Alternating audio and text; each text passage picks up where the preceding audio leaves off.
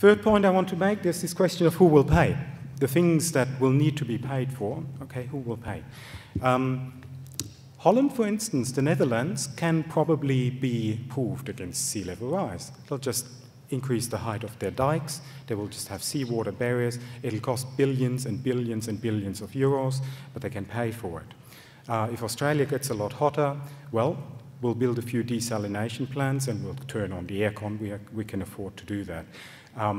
Now, why can we do that? Well, just look at the amounts of public budgets that are available, okay? The typical OECD government, at all levels of governments combined, has something like $10,000 to $20,000 to play with every year per person, okay? The typical developing country has a budget in the $100s of dollars, perhaps in the low $100s of dollars per person per year. That's got to pay for all of the public services, okay? So you can see how there's typically very, very little in a state budget in a developing country left in order to deal with climate change. So the rich countries should pay. After all, they're the ones who caused the problem in the first place in the process of industrialization, having put up all of that carbon dioxide into the atmosphere. The magnitudes are actually quite large, okay? We don't know, but numbers that are being bandied around are in the order of up to $100 billion per year. That's sort of roughly on the same order of magnitude as total existing overseas aid in the world, okay? So think of a doubling of aid, but that doubling only being for climate change adaptation. How are we going to organize that? How are we going to go about governance arrangements? And all of that.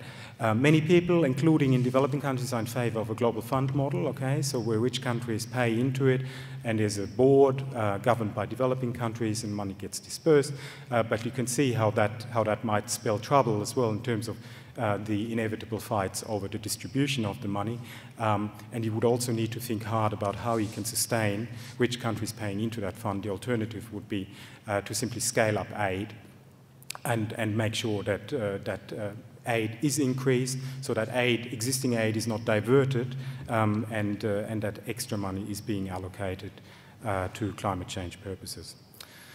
Final point I want to make, looking at the flip side, economic development actually is the driver for climate change.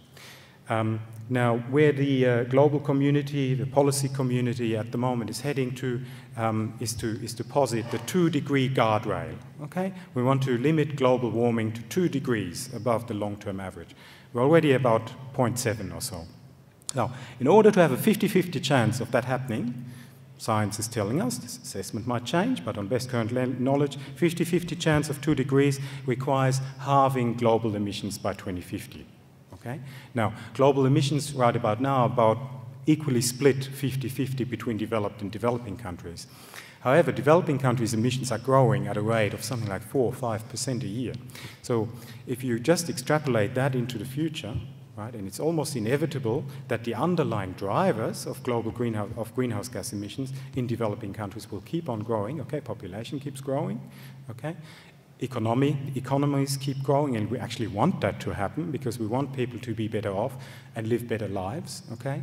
But part and parcel of that is increased energy consumption, right? And then the question becomes, how do we fulfill that increased energy consumption? If you just extrapolate it out, then developing countries alone will be accounting for something like 2 times or 3 times the global budget of greenhouse gas emissions already by 2030 or so. And this is if we could somehow magically make emissions disappear from our developed country economies.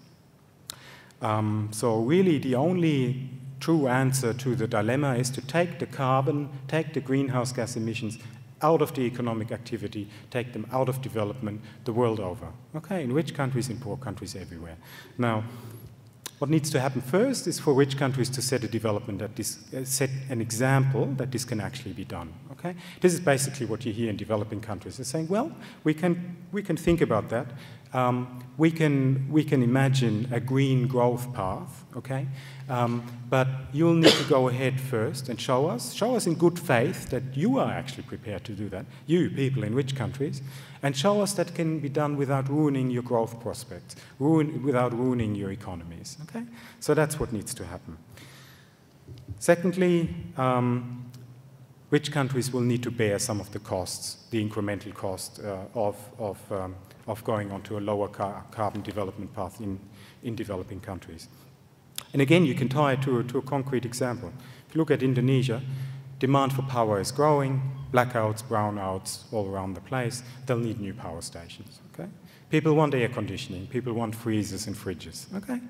Now, how are we going to do that? The cheapest possibility is to burn coal that is of such low grade that it cannot be exported, and to burn it using reasonably low efficiency technology. Okay, that's the cheapest. That's how we can get it done most quickly. That's how we can do it without sacrificing, without kind of unnecessarily spending public monies on equipment that could otherwise be channeled to hospitals and schools. Okay, the alternative is geothermal. Indonesia has the greatest geothermal power potential in the world. It's readily accessible, but the upfront investment costs are much, much higher than for a coal-fired power station, okay? So where are you going to get the incremental investment from? It'll have to come from the rich countries. Now, looking at it from a rich country point of view, there's clearly a moral obligation to make this happen, okay? But it's not just a moral obligation. And actually, if you look at this through the sort of cold lens of naked self-interest, okay, then it would still be in the interest of rich countries to help out, to set the example, and to finance low emissions development in developing countries, because it minimizes the risk of severe climatic changes and risks going into the future here where we are at home.